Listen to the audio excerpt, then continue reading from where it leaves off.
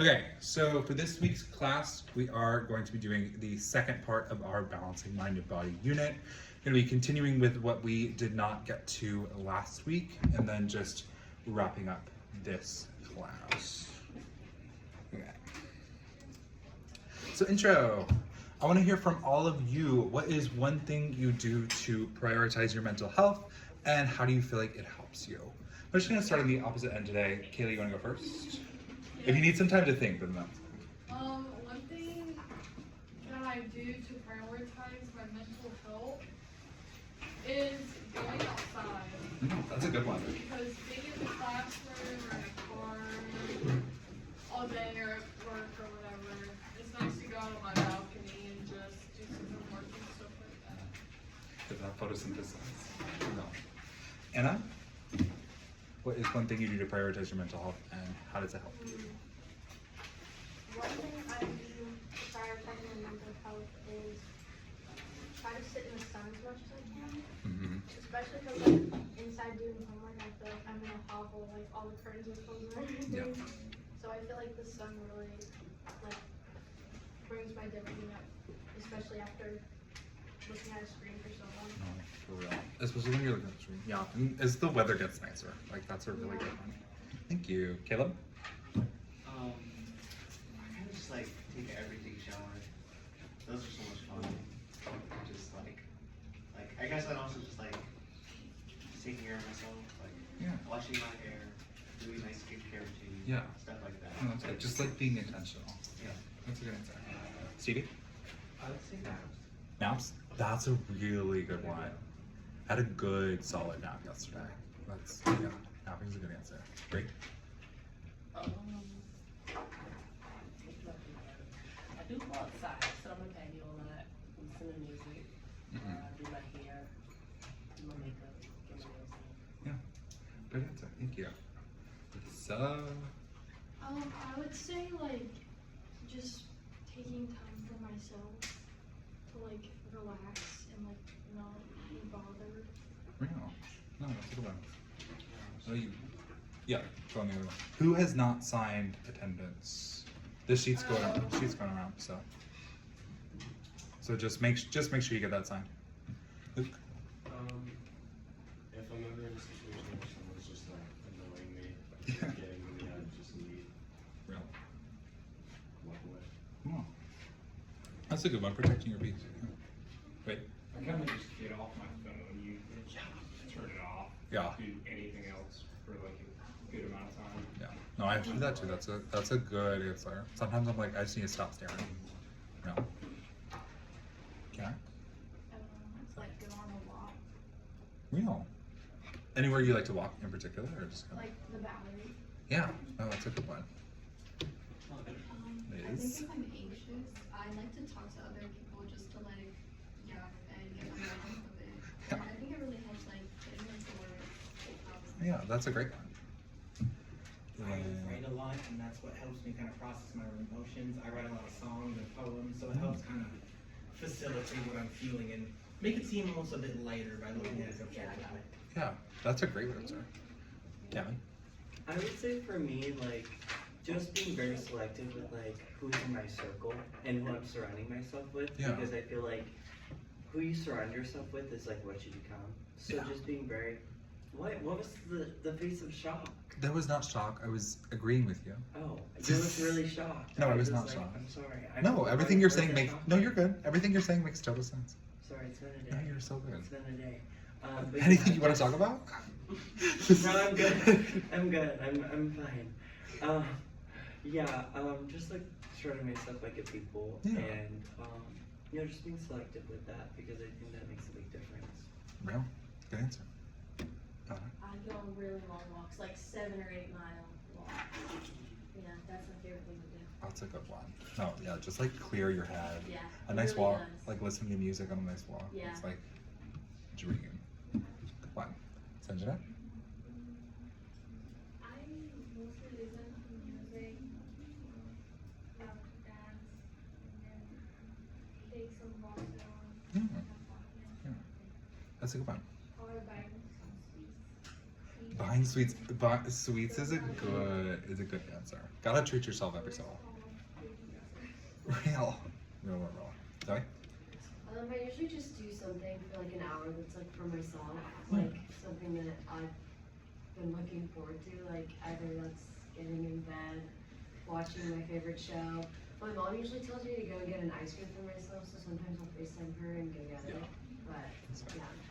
Being intentional about like doing something for yourself each day. Yeah.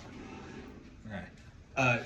Ty, I've got this class is gonna be recorded for my boss, so I've got the consent form right here for you to sign, and then also a code. On our announcements page, you've got a pre-survey available that all you'll have to complete. So you just use the code for your name. Okay. Last two. What do y'all do for your mental health? For my mental health, I like to read. Just to get my mind off everything. That's good. Anything you're reading right now? Not right now, but hopefully soon. Anything soon that you want to read? I don't know, but I'll probably read it this week. Yeah, that's a great time to do it. What about you, Megan? Usually my twins, because she's really younger. You have a twin?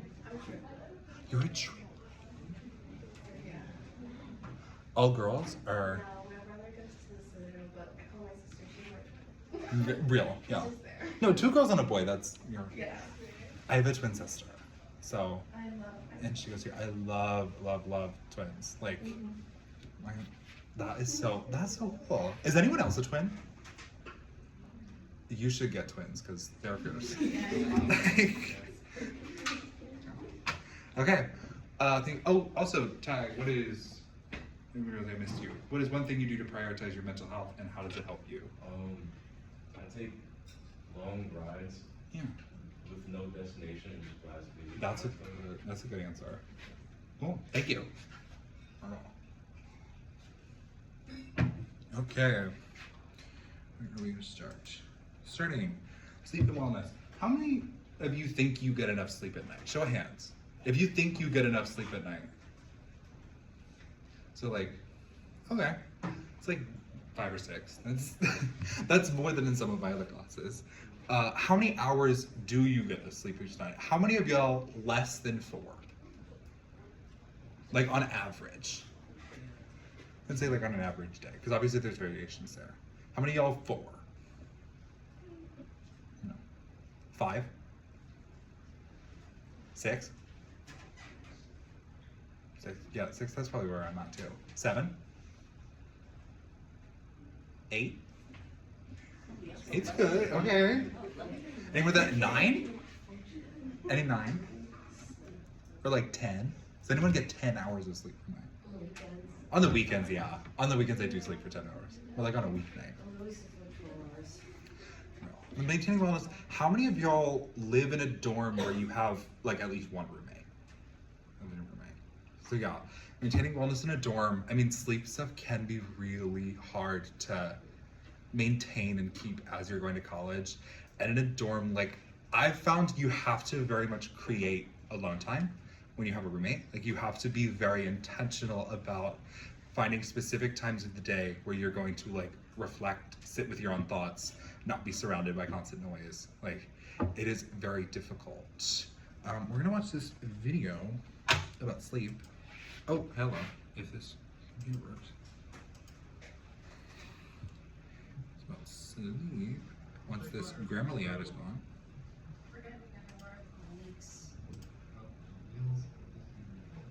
Mission, return better than you left. To accomplish this, you must maintain a vessel. Welcome aboard Spaceship U. The core generator of Spaceship U is your health, with 2 parts, the physical and the mental. For the ship to stay functional, this generator must spin. Arriving in orbit, it starts with some momentum to keep things going.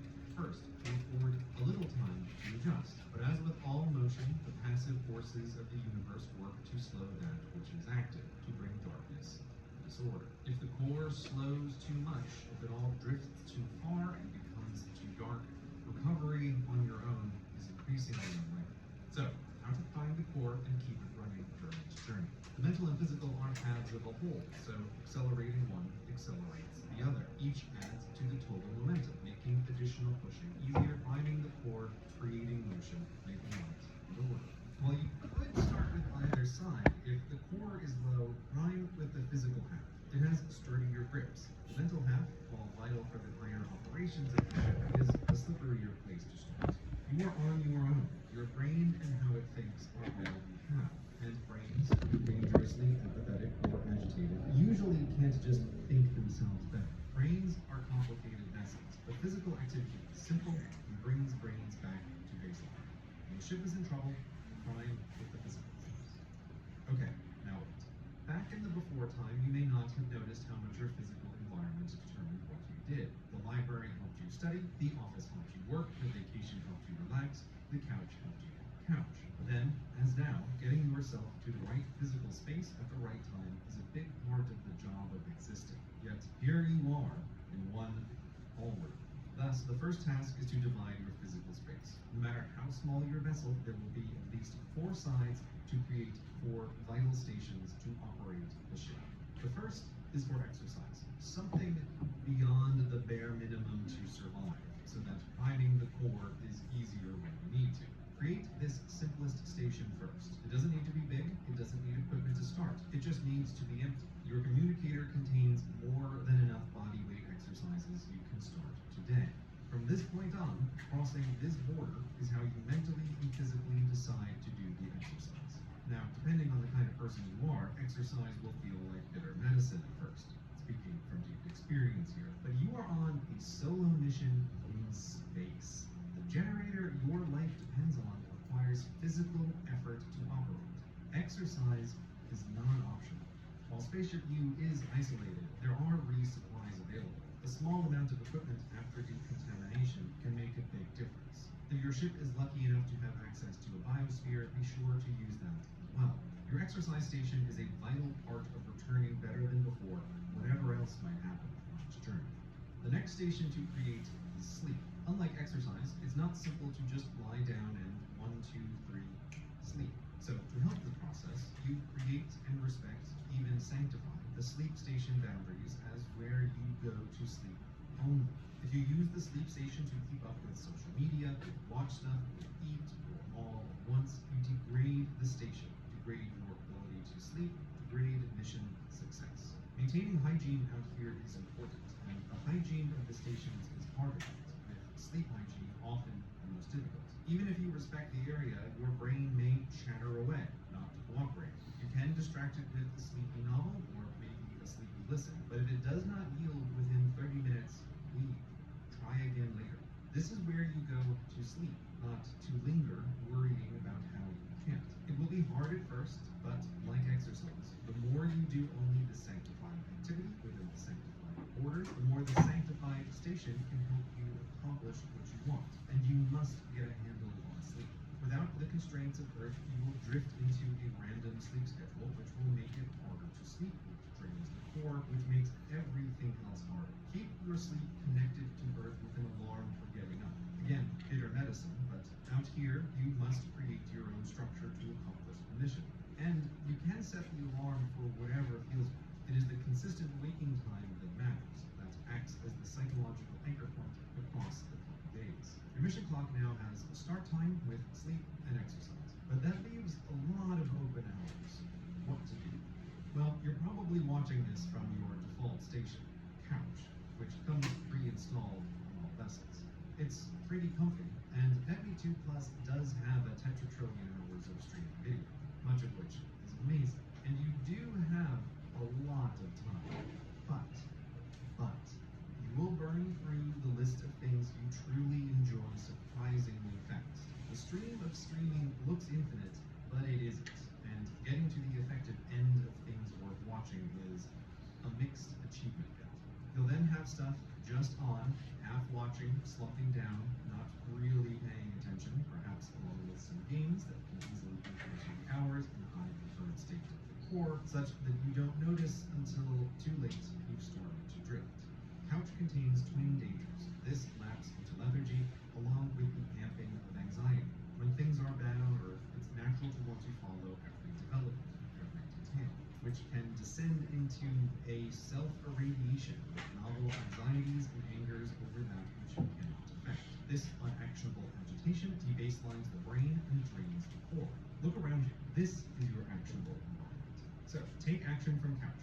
Tidy it and sanctify the boundaries of a new recreation station where you will engage with entertainment you enjoy when actually giving it your full attention, or fun that's really fun, or leisure where you feel better for having done it. This is also a good spot to have communicator coffee chats. Not quite the same as the real thing, but palliative, and others in their ships are more open to them than you might expect. When it's recreation time, see who is around.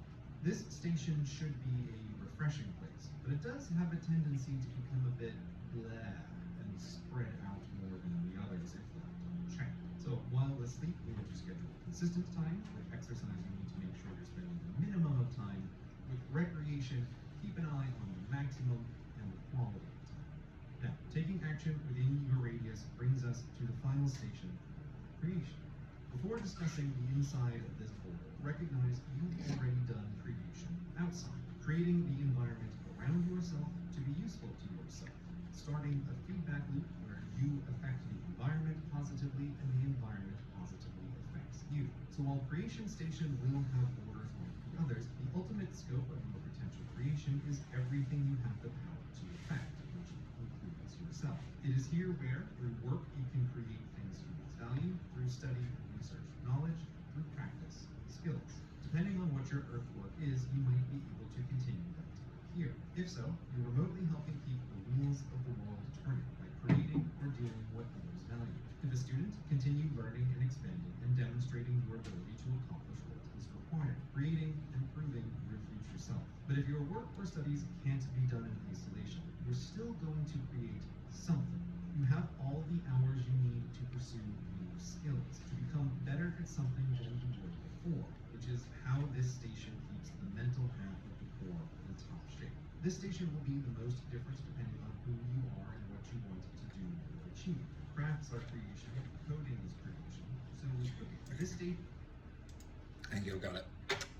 Before we move on, has everyone signed the assignment work? Is anybody else here? Cool. Whose pen is it?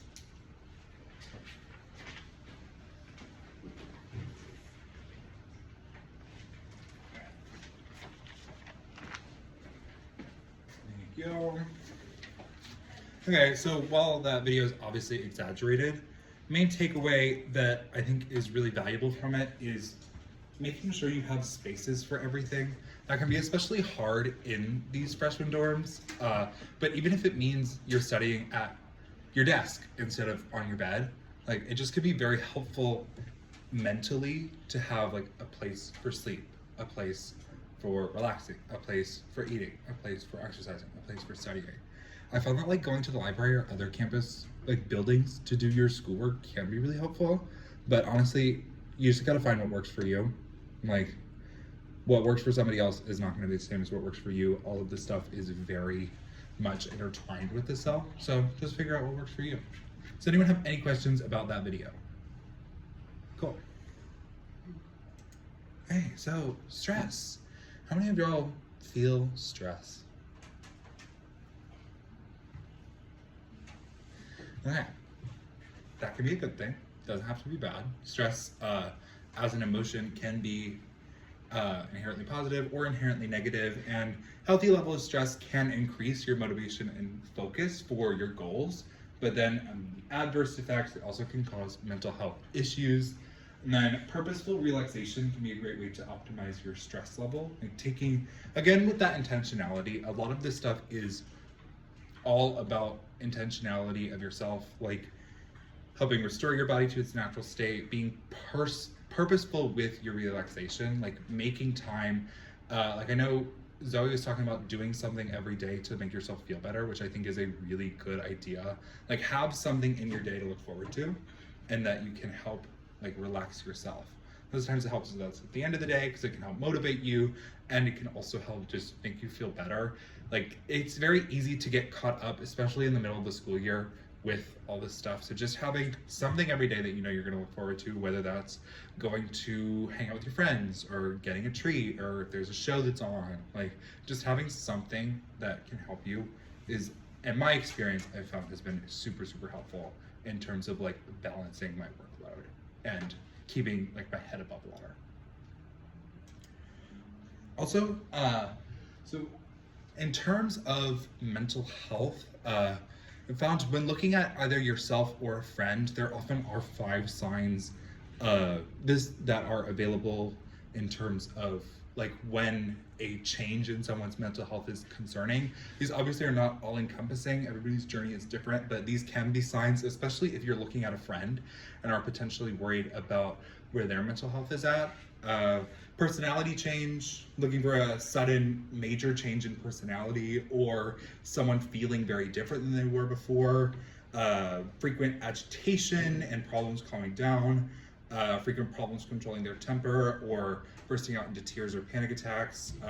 Withdrawal from the people in their lives, pulling away from people and activities that they usually do. And then this could include stopping going to school or work. And it's not about like being shy, but it's like usual. If they're usually always going to class and then suddenly they pull back and are withdrawing from it, that might be a sign of mental health deterioration. As well as poor self-care and people taking less care of their appearance than they normally do, reducing daily routine, or maybe things like stopping washing your clothes or changing your clothes, or it can also include risky life decisions like using a lot of drugs or alcohol because they don't really care what happens to them. And then hopelessness is the final sign. If people are unable to find something to be hopeful about, maybe talking about worthlessness, guilt, and then it could be a sign that someone is experiencing suicidal thoughts. Does anyone have any questions about stress or the 5 signs method? Cool. Okay, so in terms of mental health resources that we have on our campus, first one is the Counseling Center. It's 3rd floor of Robert Scott Small. If you're coming up from the stairs, the math department is going to be right there, but then if you go to the right, like all the way at the end, that'll be the Counseling Center. And they have both day of and more routine appointments, so they'll be able to set you up with a therapist. Say if you want to meet like bi-weekly or weekly or monthly, they'll be able to set you up with a therapist. All the people that work there are licensed therapists, or they also have like day of appointments. And if there is an emergency situation, you need counseling, you are able to walk in. They have people that are designed to help with people that just walk in if there is something that you need immediately. Also going to show you the Counseling Center. Well, that's not the Counseling Center homepage. Okay, I'll scoot that.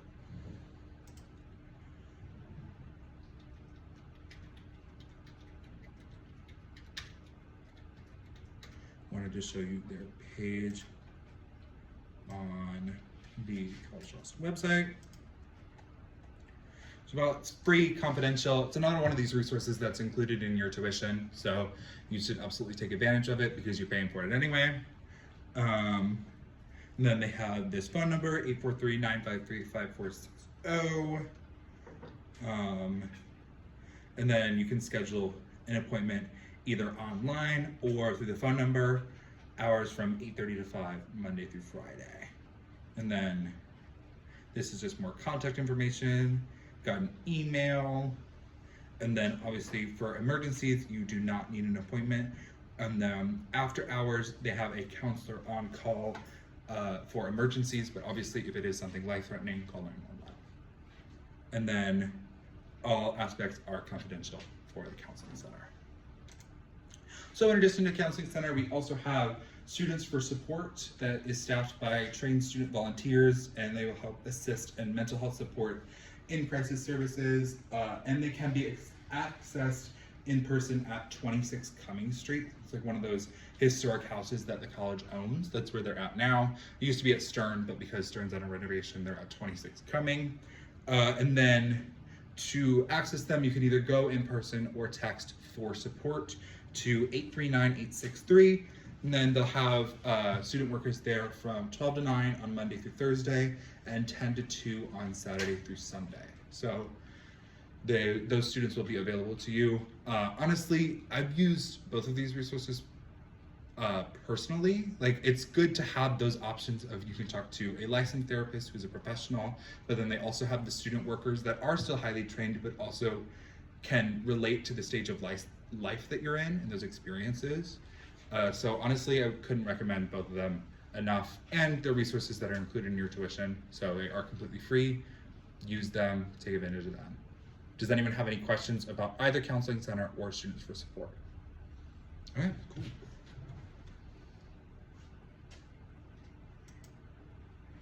Alcohol. Now we're getting into the fun part. So, health research has determined that moderate to high levels of alcohol usage affects every major system in the body.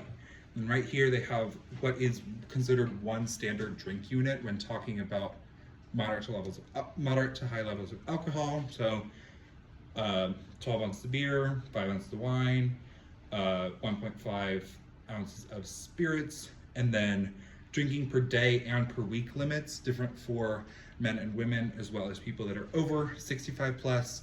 And if you're pregnant, health advisors say that you should not be drinking at all. So more than 3 per day or 7 per week for women, or 4 per day or 14 per week for men is considered dangerous by health research.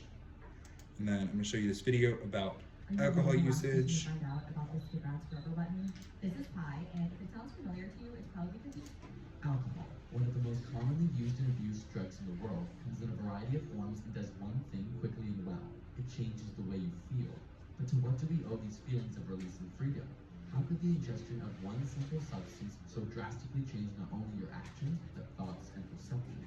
As alcohol enters the body and makes its way to your brain, it begins to interact with your neurons or brain cells. In our previous video on marijuana, which you can click here, we explain the actions of neurons and their chemical messengers called neurotransmitters. But there are two main types of neurotransmitters that these neurons use to communicate or send electrical signals. Excitatory neurons use glutamate, while inhibitory neurons use GABA, the yin and yang, if you will. Much like the zeros and ones of a computer, these two messengers have contrasting roles. Glutamate begins a wave of excitation, while GABA not only inhibits this flow, but helps to organize and differentiate the results in your brain. And just like a computer, these signals can be combined in enormous complexity to form actions and thoughts. So how does alcohol affect these two signals? Turns out it suppresses glutamate transmission and enhances GABA transmission, so you get less excitation and more inhibition. And because glutamate sites become less effective, information flow becomes slow, and only the largest signals can make it through. This means you feel less, perceive less, notice less, and remember less. In conjunction, the increased GABA hushes the excessive background noise of activity, fine-tuning and clarifying your thoughts, but to an excessive degree. This is why you may have heard that alcohol is a depressant. But inhibition of your neurons is not the same as social inhibition. Instead, it simply cleans up and removes extraneous activity by removing less significant excitation. Without normal GABA transmission, the excessive excitatory action would resemble an epileptic seizure. There would be no clarity of thought. While drunk, your GABA channels are wide open.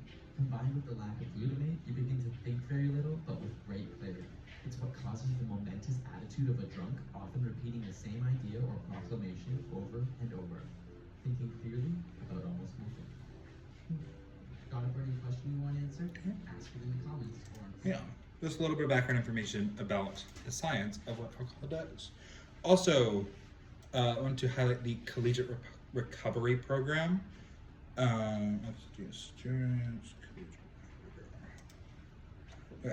Collegiate Recovery Program is an institutional program for students in recovery from substance use disorder or addictive behaviors that are seeking a degree in higher education.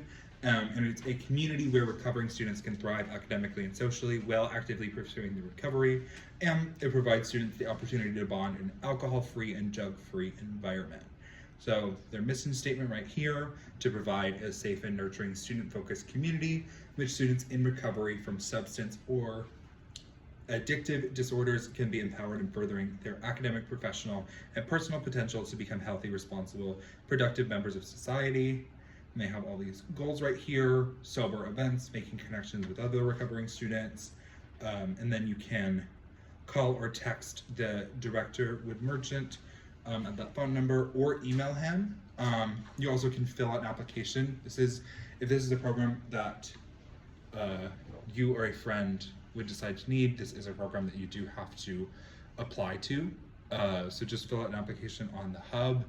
Please, please, please, if you or someone you know is struggling with addiction, this is one of the great resources that y'all have access to in order to get help. I know that recovery can be a super, super difficult process. So having that resource here at the school and also just being aware of it is very important. So Collegiate Recovery Program, they meet, in the Education Center. And you can have a hub there for recovering students that are unable to help you get sober. Does anyone have any questions about alcohol use or the Collegiate Recovery Program? Okay, perfect. So drugs. This is mainly focused on when to become worried. If you're looking at yourself or a friend when it comes to drug use, like signs to be worried that there is an issue.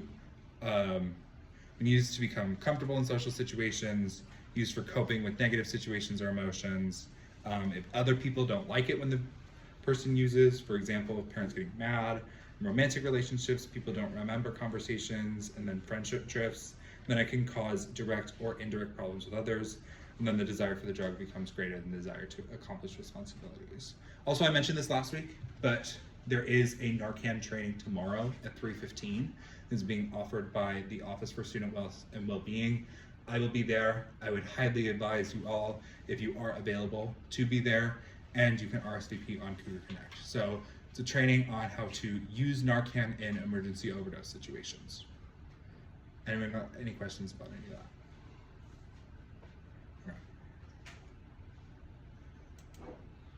Okay. Meditation. Oh, this is not. Let me move on. I want to do a little activity with y'all. This is right here. It's called embodiment meditation. So many of the obstacles that life presents can be overcome by shifting our mindset or perspective through the use or application of meditation and embodiment techniques. And then disembodiment state of living in our head, and then in embodiment meditation, we learn to live fully within our physical body, remain present in our surroundings during both restful and stressful times. So foundational dressing, I just want everybody to take 5 minutes. You're gonna be silent and just think about checking in with yourselves, identifying and experiencing your present physical state and emotional state, and then talking about feelings, thinking about what you are feeling, why you are feeling that way, and then describing what that physically feels like. All this you can do in your head. We're just gonna take 5 minutes. Be silent. If you wanna close your eyes, you can. Just like close your screens. Don't focus on anything. We're gonna be within ourselves.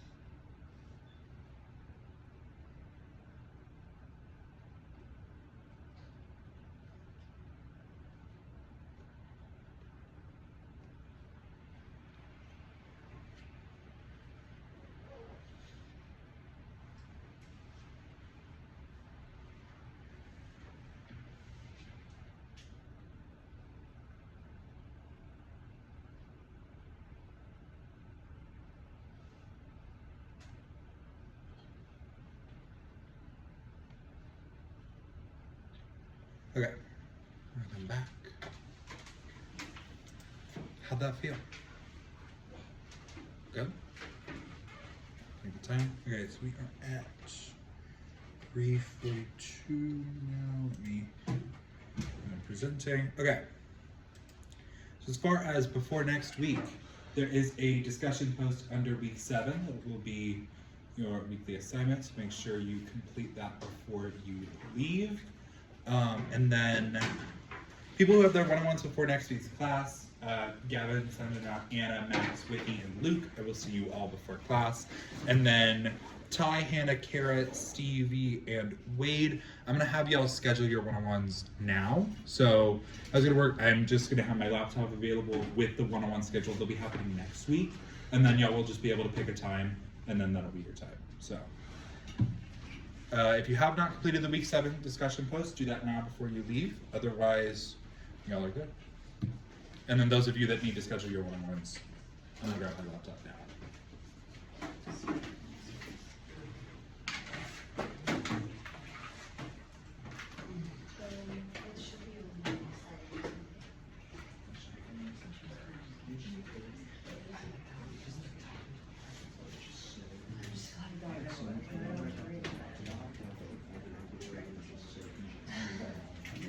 Hannah, you want to come pick up?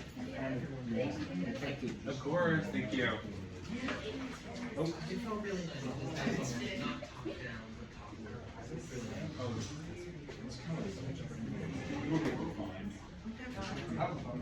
So just any of the times that are not marked out and not already filled in.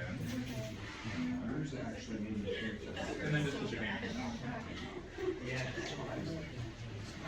Okay. So this is them. They're just doing their homework now and signing up for one.